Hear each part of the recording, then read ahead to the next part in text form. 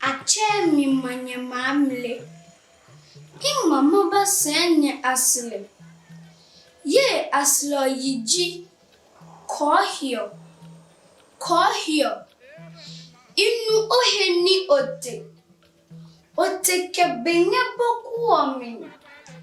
Beni ote kebeo. Songoli ba kepipa inchuo tekenye ose. Ile kan ohe wajan. Bone ohulia niyi. Chu agbohi tete. Piyehi kechumwahi. Machuo owo kwasi.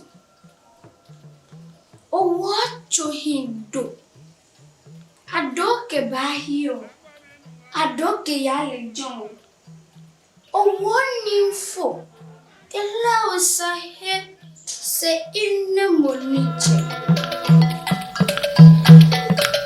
Angona nunga sudoko